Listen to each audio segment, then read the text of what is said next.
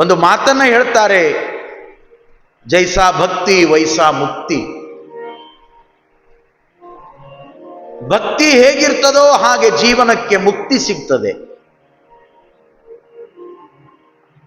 ಶರಣನ ಪಾದವನ್ನ ನಂಬಿ ಬಂದವರು ಏನೆಲ್ಲವನ್ನ ಪಡ್ಕೊಂಡ್ರು. ಆದರೆ ಮನೋವಂಚನೆಯಿಂದ ಶರಣರ ಮುಂದೆ ಹುಸಿ ಮಾತನಾಡಿ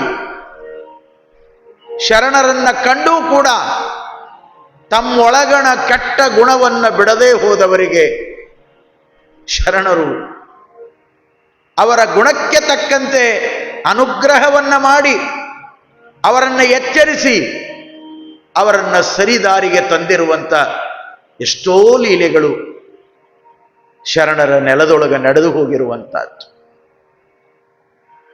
ಒಂದು ದಿನ ಶರಣರು ಬೆಳಗಿನ ಜಾವದ ಲಿಂಗಾರ್ಚನೆಯನ್ನು ಮುಗಿಸಿಕೊಂಡು ಜಂಗಮ ದಾಸೋಹವನ್ನು ಪೂರೈಸಿ ಕಲಬುರಗಿಯ ಬೇರೆ ಬೇರೆ ಭಾಗವನ್ನ ಸಂಚಾರ ಮಾಡಿ ಮತ್ತೆ ಮುಸ್ಸಂಜೆಯ ವೇಳೆಯಲ್ಲಿ ತಮ್ಮ ಅಪರೂಪದ ಮಹಾಮನೆಯ ಸ್ಥಾನಕ್ಕೆ ಬರುವಂತ ಸಂದರ್ಭ. ಮಹಾಮನೆಯ ಈ ಪುಣ್ಯ ಪ್ರಾಂಗಣದ ಮುಂಭಾಗದಲ್ಲಿ ಅಂದು ಶರಣಪ್ಪನವರು ನಿಂತಿರುವಾಗ ನೋಡಿ, ನಾರಾಯಣಪೇಟದ ಬಾಗೋಜಿ ಅನ್ನುವಂಥ ಒಬ್ಬ ಸಿರಿವಂತ, ಅವನೊಬ್ಬ ರೇಷ್ಮೆ ಬಟ್ಟೆಗಳ ಬಹುದೊಡ್ಡ ವ್ಯಾಪಾರಿ. ಆತ ವ್ಯಾಪಾರಕ್ಕಾಗಿ ನಾರಾಯಣಪೇಟದಿಂದ ಮಹಾರಾಷ್ಟ್ರದ ಸೊಲ್ಲಾಪುರಕ್ಕೆ ಹೋಗ್ತಿದ್ದ.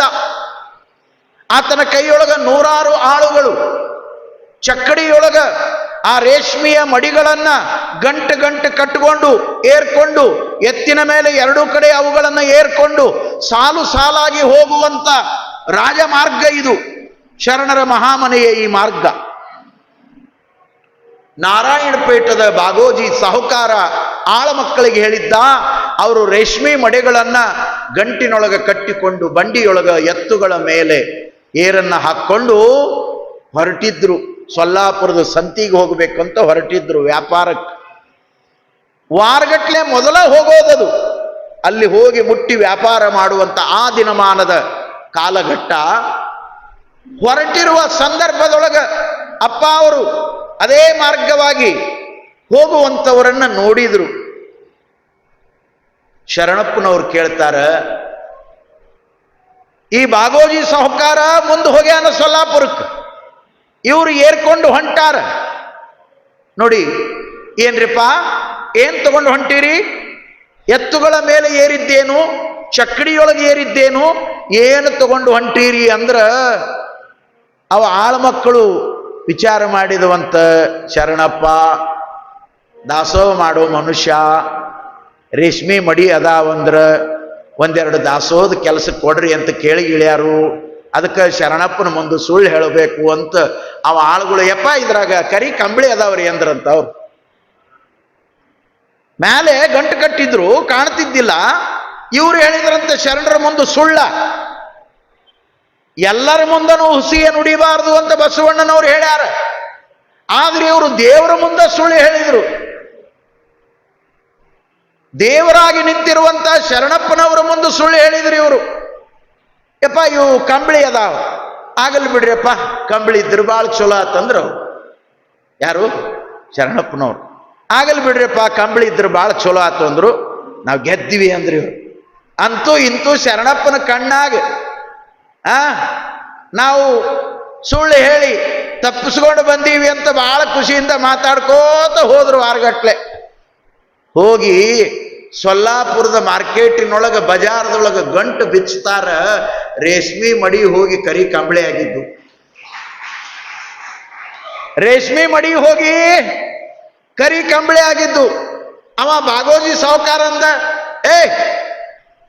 ನಾವು ರೇಷ್ಮೆ ಮಡಿ ವ್ಯಾಪಾರ ಮಾಡೋರು, ನೀವೇನೋ ಕಂಬಳಿ ಕಟ್ಕೊಂಡು ಬಂದಿರಲ್ಲ. ಅವನ್ ಗೊತ್ತಿಲ್ಲ ಇದು ನಡೆದಿದ್ದು.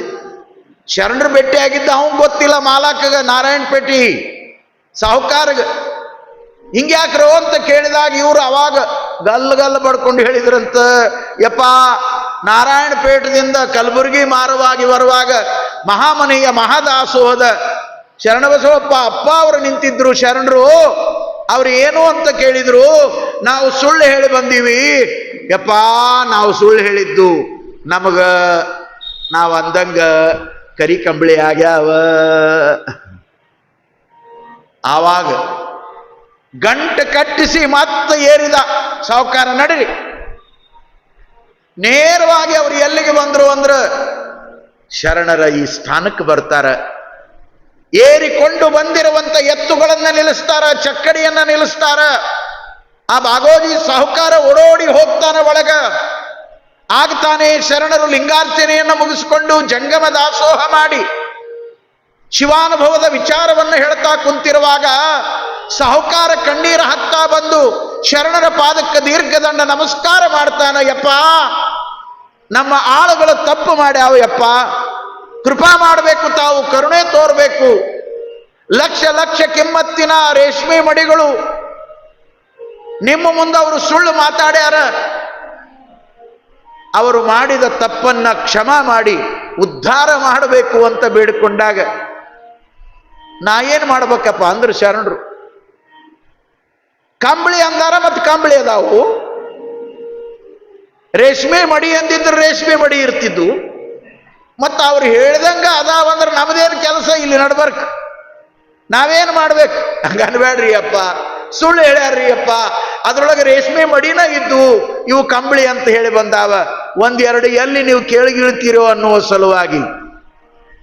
ಅದಕ್ಕೆ ಬಲ್ಲಂತ ಜ್ಞಾನಿಗಳು ಹೇಳ್ತಾರ, ದೇವರ ಮುಂದೆ, ಗುರುವಿನ ಮುಂದೆ, ಹೆತ್ತವರ ಮುಂದೆ, ನಿನ್ನನ್ನು ನಂಬಿದವರ ಮುಂದೆ ಎಂದೂ ನೀನು ಹುಸಿಯನ್ನ ಮಾತಾಡಬೇಡ. ಹುಸಿಯನ್ನ ಮಾತಾಡಬೇಡ. ಹುಸಿ ಮಾತಾಡಿ ಏನು ಗಳಿಸಬಲ್ಲಿ ಈ ಜಗತ್ತಿನೊಳಗ? ಹುಸಿ ಮಾತಾಡಿ ಎಷ್ಟು ಸಂಪಾದನೆ ಮಾಡಬಲ್ಲಿ ಈ ಜಗತ್ತಿನೊಳಗ? ಅದಕ್ಕೆ ಬಸವಣ್ಣನವರು ಹೇಳ್ತಾರೆ, ಹಾವಿನ ಬಾಯ ಕಪ್ಪೆ ಹಸಿದು ಹಾರುವ ನೊಣಕ್ಕೆ ಆಸೆ ಮಾಡುವಂತೆ, ಶೂಲವನೇರುವ ಕಳ್ಳ ಹಾಲು ತುಪ್ಪವ ಕುಡಿದು ಮೇಲೇಸು ಕಾಲ ಬದುಕುವನೋ, ಕೆಡುವ ಒಡಲ ನೆಚ್ಚಿ ಕಡು ಹುಸಿಯನೇ ಹುಸಿದು ಒಡಲ ಹೊರೆವವರ ಮೆಚ್ಚ ಕೂಡಲ ಸಂಗಮ ದೇವ, ಮೆಚ್ಚ ಕೂಡಲ ಸಂಗಮ ದೇವ. ಎಷ್ಟು ಚಂದ ಹೇಳ್ಯಾರ ಅವರು. ಇದು ಕೆಡುವ ಶರೀರ ಅಂತ ಹೇಳ್ಯಾರ. ಒಂದು ದಿನ ಬಿದ್ದು ಹೋಗುವ ಶರೀರಕ್ಕಾಗಿ, ಗೇಣುದ್ದ ಹೊಟ್ಟೆಗಾಗಿ ಹುಸಿಯನ್ನ ಮಾತಾಡಿ, ಸುಳ್ಳನ್ನ ಮಾತಾಡಿ, ಮೋಸವನ್ನ ಮಾಡಿ, ಎಷ್ಟೋ ಜನರಿಗೆ ಅನ್ಯಾಯ ಮಾಡಿ, ಅನೀತಿಯಿಂದ ಎಷ್ಟು ದಿನ ನೀನು ಸುಖವಾಗಿರ್ತೀಯಪ್ಪ? ನಿನ್ನ ಬದುಕು ಹೆಂಗದಂದ್ರ ಹಾವಿನ ಬಾಯ ಕಪ್ಪೆ ಹಸಿದು ಹಾರುವ ನೊಣಕ್ಕೆ ಆಸೆ ಮಾಡುವಂತ. ಹಾವು ಕುಂತದ ಕೆರಿದಂಡಿಯೊಳಗ, ನೀರೊಳಗಿರುವಂತ ಕಪ್ಪೆ ಜಿಗಿತ ಜಿಗಿತ ಜಿಗಿತ ವಾಕ್ ಮಾಡ್ಕೋತ ಅದ್ರ ಕೆಳಗೆ ಬಂದು ಕುಂತ್ಯಂತದು. ದೊಡ್ಡ ಆಲದ ಮರದ ನೆರಳಿನೊಳಗೆ ಹಾವು ಕುಂತದ, ಹಾವಿನ ಕೆಳಗೆ ಕಪ್ಪಿ ಬಂದು ಕುಂತದ. ಹಾವು ವಿಚಾರ ಮಾಡ್ತು, ನೀರಾಗಿದ್ರು ನಮ್ದಿದ ಬ್ರೇಕ್ಫಾಸ್ಟು, ನಮ್ಮ ಹತ್ರ ಬಂದದಂದ್ರೆ ಇದನ್ನೇ ಹಾಕಿ ಬಿಡಬೇಕಂತ ಗಪ್ಪನ ಹಿಡಿತದು. ಹಾವು ಕಪ್ಪೆಯನ್ನು ಹಿಡಿತು. ಹಾವಿನ ಬಾಯೊಳಗ ಕಪ್ಪಿ ಸಿಕ್ಕಾಕೊಂಡದ. ಮುಂದಿನ ಮುಖ, ಮುಂದಿನ ಎರಡು ಕಾಲು ಹೊರಗುಳ್ದಾವ, ಅರ್ಧ ದೇಹ ಹಾವಿನ ಬಾಯೊಳಗದ. ಅಂತ ಸಂದರ್ಭದೊಳಗ ಒಂದು ನೊಣ ಅದರ ಮುಂದೆ ಗುಯ್ ಅಂತ ಹಾರಾಡ್ತಾ ಬಂತಂತ. ಬಂದಾಗ ಹಾವಿನ ಬಾಯಿಯಲ್ಲಿ ಸಿಕ್ಕಾಕೊಂಡಿರುವಂತ ಕಪ್ಪೆ ಆ ನೊಣಕ್ಕಾಗಿ ನಾಲಿಗೆಯನ್ನು ಚಾಚಿತ್ತಂತ. ಎಷ್ಟು ಚಂದ ಬರ್ದಾರ ವಚನ. ಹಾವಿನ ಬಾಯ ಕಪ್ಪೆ ಹಸಿದು ಹಾರುವ ನೊಣಕ್ಕೆ ಆಸೆ ಮಾಡುವಂತೆ. ನಮ್ಮ ಪರಿಸ್ಥಿತಿನೂ ಹಂಗದ. ನಾವು ಮೃತ್ಯು, ಸಾವು, ಮರಣ ಅನ್ನುವಂಥ ಹಾವಿನ ಬಾಯಿಯೊಳಗ ಸಿಕ್ಕಾಕೊಂಡಿರುವಂಥ ಕಪ್ಪೆಗಳು ನಾವೆಲ್ಲ ಮಾನವರು. ನಾವು ಯಾರೂ ಕೂಡ ಚಿರಂಜೀವಿಗಳಲ್ಲ. ಆದರೂ ಮನುಷ್ಯ ಉಳಿಬೇಕು. ನನ್ನ ಮನೆತನದೊಳಗೆ 10 ತಲೆಮಾರು ಹಿಂಗ ಉಳಿಬೇಕು ಅಂತ ಆಸೆ ಪಡ್ತಾನ. ಹಾವಿನ ಬಾಯೊಳಗೆ ಸಿಕ್ಕಾಕೊಂಡಾನ. ಎಷ್ಟು ಚಂದ ಉದಾಹರಣೆ ಕೊಟ್ಟರು. ಶೂಲವನೇರುವ ಕಳ್ಳ ಹಾಲು ತುಪ್ಪವ ಕುಡಿದು ಮೇಲೇಸು ಕಾಲ ಬದುಕುವನು. ಗಲ್ಲಿನ ಶಿಕ್ಷೆ ಆಗ್ಯದ. ಗಲ್ಲಿಗೆ ಎರ್ಸಾಕ್ ಕರ್ಕೊಂಡು ಹೋಗ್ಯಾರ. ನಿನ್ನ ಕೊನೆ ಆಸೆ ಏನು ಅಂತ ಕೇಳಿದ್ರ ಅವ ಹೇಳಿದ್ನಂತ, ನಾನು ಕಿರು ಪೂರಿ ಉಣಬೇಕು, ನಾ ಬಾಸುಂದಿ ತಿನ್ನಬೇಕು, ನಾ ಹಾಲು ಕುಡಿಬೇಕು ಅನ್ನಂತ. ಕುಡ್ದೇನು ಪೈಲ್ವಾನಾಗವದಾನ? ಚಟ್ನ ಎಳೆದ್ರು ಹೊಕ್ಕಾನ ಕಡೆ. ಎಷ್ಟು ಚಂದ ಉದಾಹರಣೆ ಕೊಡ್ತಾರ ಬಸವಣ್ಣನು. ಹಿಂಗದ ನಮ್ಮ ಬದುಕು. ಅದಕ್ಕೆ ಕೊನೆಗೆ ಹೇಳಿದ್ರು, ಕೆಡುವ ಒಡಲ ನೆಚ್ಚಿ ಇದು ಒಂದು ದಿನ ಕೆಟ್ಟು ಹೋಗ್ತದಪ್ಪ, ಹೊಲಸಾಗಿ ಹೋಗ್ತದ, ಮಣ್ಣಲ್ಲಿ ಮಣ್ಣಾಗ್ತದ, ಕೊಳತು ಹೋಗ್ತದ, ನಾಶ ಆಗ್ತದ. ಕೆಡುವ ಒಡಲ ನೆಚ್ಚಿ ಕಡು ಹುಸಿಯನೇ ಉಸಿದು. 4 ದಿನದ ಬದುಕಿಗಾಗಿ ಎಷ್ಟು ಸುಳ್ಳು ಹೇಳ್ತೀಯೋ, ಎಷ್ಟು ಅಪರಾಧ ಮಾಡ್ತೀಯೋ, ಎಷ್ಟು ಅನ್ಯಾಯ ಮಾಡ್ತೀಯೋ, ಎಷ್ಟು ಜನರ ಕುತ್ತಿಗೆ ಕೊಯ್ತೀಯೋ. ಹುಸಿಯ ನುಡಿದು ಒಡಲ ಹೊರೆವವರ ಮೆಚ್ಚ ಕೂಡಲ ಸಂಗಮ ದೇವ. ಅಂಥವರು ಎಂದೂ ಕೂಡ ಭಗವಂತನಿಗೆ ಪ್ರಿಯರಾಗೋದಿಲ್ಲ. ಇನ್ನು ಶರಣರಿಗೆ ಹೆಂಗೆ ಪ್ರಿಯರಾಗ್ತಾರ್ರಿ? ಸುಳ್ಳು ಹೇಳಿದ್ರಿ ಇವರು. ನಾನೇನು ಮಾಡಲಿ ಅಂದ್ರು ಶರಣರು. ಅದಕ್ಕೆ ಕಬೀರದಾಸರು ಬರ್ದಾರ, ಭಕ್ತ ಅಂದ್ರೆ ಏನು? ವಂಚಕ ಭಕ್ತ ಭಕ್ತ ನಯಿ. ವಂಚನೆ ಮನಸ್ಸುಳ್ಳವನು ಎಂದೂ ಭಕ್ತನಾಗಲಿಕ್ಕೆ ಬರುವುದಿಲ್ಲ. ವಂಚಕ ಭಕ್ತ ಭಕ್ತ ನಹಿ. ಭಕ್ತಿ ಅಂದ್ರೆ ನಿರ್ವಂಚನೆ. ಅದು ಏನೇ ಇರಲಿ, ಸುಖ ಇರಲಿ, ದುಃಖ ಇರಲಿ, ಒಳ್ಳೇದಿರಲಿ, ಕೆಟ್ಟದಿರಲಿ, ಇದ್ದದ್ದನ್ನ ಇದ್ದಂಗ ಗುರುವಿನ ಪಾದದ ಮುಂದ, ಶರಣರ ಮುಂದ, ಮಹಾತ್ಮರ ಮುಂದ ಯಾವ ಬಿಚ್ಚಿಡ್ತಾನ ಅವನ ಬದುಕು ನಿಜವಾಗಲೂ ಉದ್ಧಾರ ಆಗ್ತದೆ. ಉದ್ಧಾರ ಕಪಟಿಗಳಾಗಬಾರದು, ವಂಚಕರಾಗಬಾರದು. ನೋಡ್ರಿ, ಆವಾಗ ಆ ನಾರಾಯಣಪೇಟದ ಸಾಹುಕಾರ ಕಣ್ಣೀರಿಡ್ತಾ, ಯಪ್ಪ ಅವ್ರೇನೋ ತಪ್ಪು ಮಾಡ್ಯಾರ ತಿಳಿಲಾರ್ದಕ್ಕ, ಯಪ್ಪ ಇನ್ನು ಮೇಲೆ ಅಂತ ತಪ್ಪು ನಡೆಯೋದಿಲ್ಲ, ಕ್ಷಮಾ ಮಾಡ್ರಿ ಅಂದಾಗ ಆವಾಗ ಶರಣರು ತಮ್ಮ ಲಿಂಗ ಪೂಜೆಯ ಲಿಂಗೋದಕವನ್ನ ಪಾತ್ರೆಯೊಳಗೆ ತಗೊಂಡು ಸ್ವತಃ ಮಹಾಮನೆಯಿಂದ ಹೊರಗೆ ಬಂದು ತಮ್ಮ ಲಿಂಗಹಸ್ತದಿಂದ ಓಂ ನಮ ಶಿವಾಯ ಅನ್ನುವಂಥ ಪ್ರಣವ ಪಂಚಾಕ್ಷರಿ ಮಹಾಮಂತ್ರವನ್ನು ನುಡಿತಾ ಅವುಗಳ ಮೇಲೆ ಲಿಂಗೋದಕವನ್ನು ಸಿಂಪಡಿಸಿದ್ರ ಅವು ಮತ್ತೆ ರೇಷ್ಮೆಯ ಮಡಿಗಳಾದವು. ರೇಷ್ಮೆಯ ಮಡಿಗಳಾದವು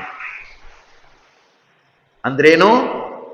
ಕಂಬಳಿ, ಕರಿಕಂಬಳಿ ಕೆಟ್ಟ ಮನಸ್ಸಿನ ಸಂಕೇತ. ಕಂಬಳ್ಯಾಗ ಕಣಕಾನಾದಕ್ಕೆ ಬರಂಗಿಲ್ಲ. ಚಪಾತಿ ಪೂರೆ ಮಾಡಾಕ್ ಹೋದ್ರೆ ಕಂಬಳ್ಯಾಗ ಕಣಕ ಇಟ್ಟು ಲಟ್ಟಿಸ್ರಿ, ಯವ್ವ ಚಪಾತಿ ಹಾಕವೇನು? ಕರಿ ಕಂಬಳ್ಯಾಗಿದ್ದ ಕೂದಲೆಲ್ಲ ಚಪಾತಿಯಾಗಿ ಬರ್ತಾವ. ಕಂಬಳ್ಯಾಗ ಕಣಕಾನಾದಿ ಅಡಿಗೆ ಮಾಡಾಕ್ ಬರಂಗಿಲ್ಲ. ಕಂಬಳಿ ಆತಂದ್ರೇನೋ ಸುಳ್ಳು ಹೇಳಿ ಮನಸ್ಸು ಕೆಡಿಸ್ಕೊಂಡ್ರು. ಅವರ ಮನಸ್ಸಿನೊಳಗೆ ಪರಿಶುದ್ಧತೆ ಇಲ್ಲ ಅಂತ. ರೇಷ್ಮೆಯ ಮಡಿ ಆತಂದ್ರೇನು? ರೇಷ್ಮೆಯ ಮಡಿ ಪವಿತ್ರ, ಅದು ಪೂಜೆಗೆ ಯೋಗ್ಯ. ಹಂಗ ಅವನಿಗೆ ಪೂಜ್ಯಗೆ ಯೋಗ್ಯವಾಗುವುದು ಯಾವುವು ಅಂದ್ರೆ ನಮ್ಮ ಪವಿತ್ರವಾದ ಮನಸ್ಸು, ನಮ್ಮ ಭಾವಭಕ್ತಿ, ವಂಚನೆ ಇಲ್ಲದೆ ಇರುವಂಥ ಭಕ್ತಿ. ಆವಾಗ ನಾರಾಯಣಪೇಟದ ಸಾಹುಕಾರ ಅಪ್ಪ ಅವರ ಪಾದಕ್ಕೆ ಶರಣುಗಳನ್ನು ಮಾಡಿಯಪ್ಪ, ನೀನು ಸಾಮಾನ್ಯನಲ್ಲ, ಸಾಕ್ಷಾತ್ ಶಿವನ ಸ್ವರೂಪ ನೀನು ಶರಣಪ್ಪ ಅಂತ ತಿಳ್ಕೊಂಡು ತನ್ನ ಭಾವಭಕ್ತಿಯನ್ನ ಉಸಿರಿರುವವರೆಗೆ ಈ ದಾಸೋಹದ ಮನೆಗೆ ಆ ಸಾಹುಕಾರ ಸಲ್ಲಿಸಿದ ಅನ್ನುವಂಥ ಲೀಲೆ ಪುರಾಣದೊಳಗೆ ಬಂದಿರುವಂಥ ಪ್ರಸಂಗ.